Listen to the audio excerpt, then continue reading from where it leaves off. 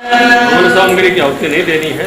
परमात्मा ने इतना प्रजापति भी है, आप अपने मन ही मन में कहेंगे प्रजापति, इधर से वेद पाठ के ओम का उच्चारण करेंगे।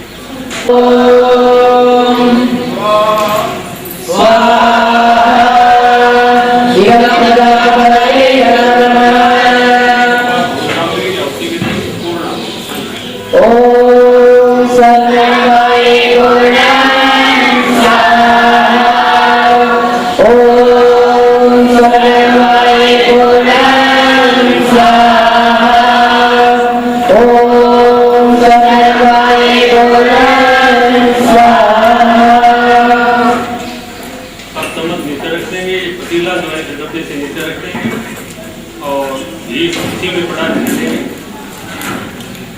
और चम्मच नीचे रख देंगे। घी को घी टपका करके और इसी गुनगुन के साथ रख देंगे। अब यज्ञ प्रार्थना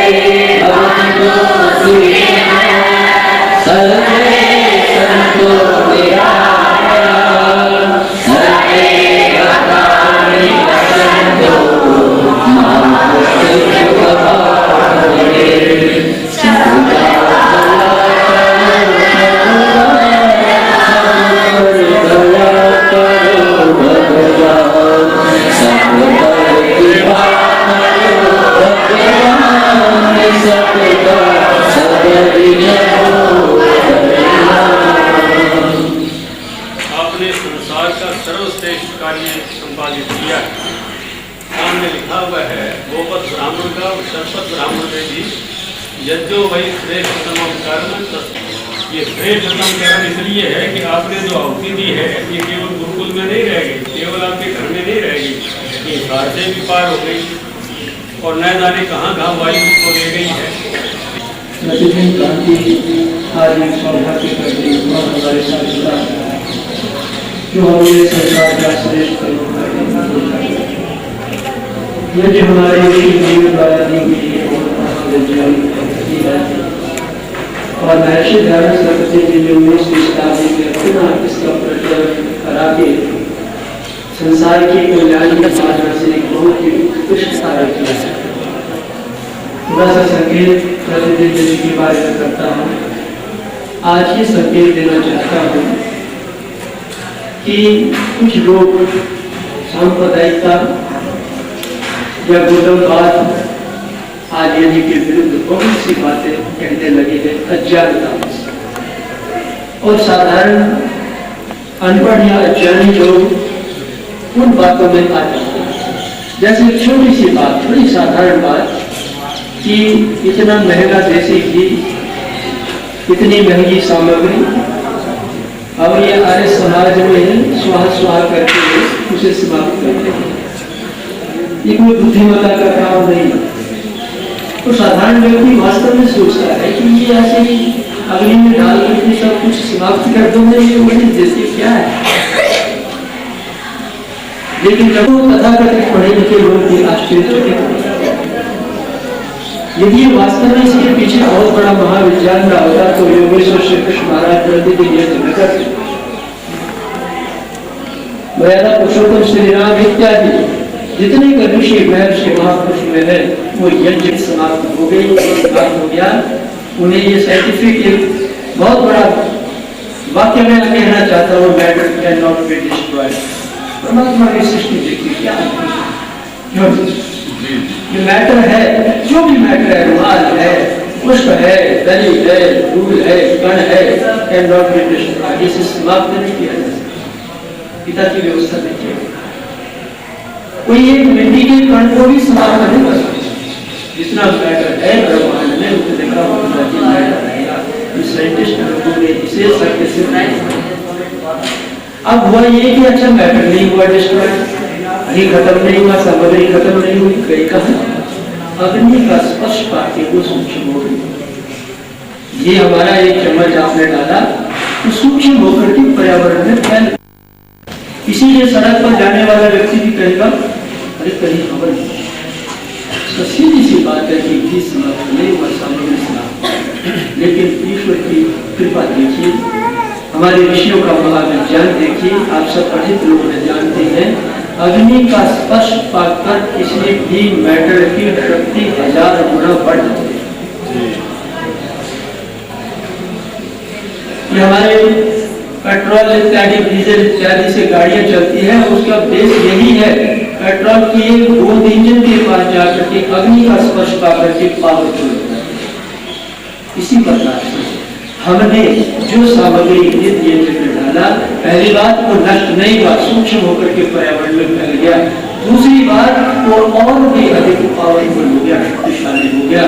एक चम्मच घी में जितनी शक्ति थी अग्नि का स्पर्श पाकर के 1000 गुना।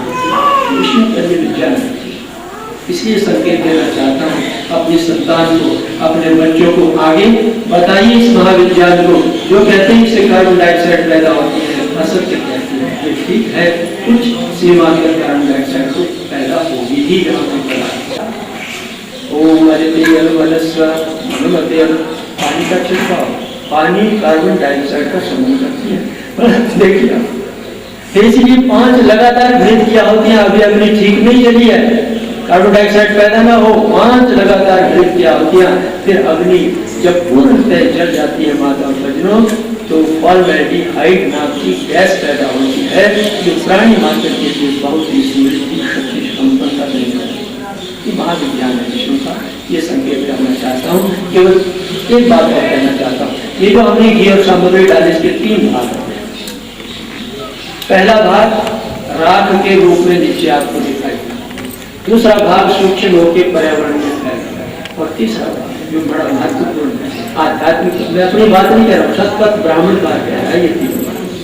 वो कहते हैं जो विनियोग की, कई बार कॉलेज स्टूडेंट्स कहते हैं कि पर्यावरण शुद्ध करना है तो चौराहों पर बड़ी बड़ी मशीनें लगा दी जाए, आज ऑटोमेटिक सारा जमाना है, हवन हो रहे हो चौराहे पर, हिसार के बड़े बड़े जो चौराहे हैं उन पर मशीनें फिट कर दी जाए, एक से ड्रिप गिरता रहे, एक से सामग्री, एक से समिध है, तो पर्यावरण शुद्ध हो जाता है।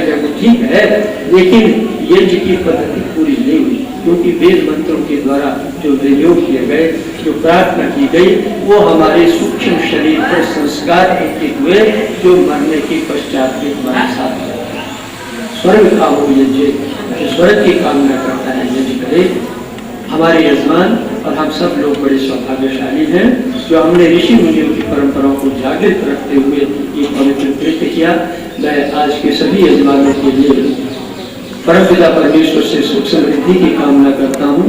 आप सभी स्वस्थ रहें, निरोग रहें, दीर्घायु प्राप्त हो, उत्तम संतान आपको प्राप्त हो और वैदिक कृत्य करते हुए निरंतर आप जीवन में जिस क्षेत्र में कार्य कर रहे हैं उन्नतिशील गतिशील बने रहें।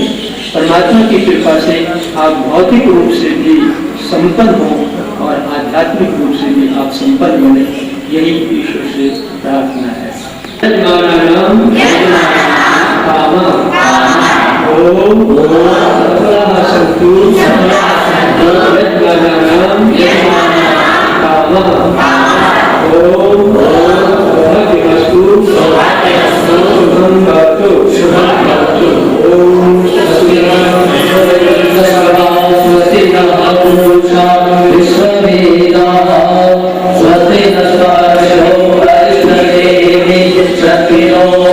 स्वस्ति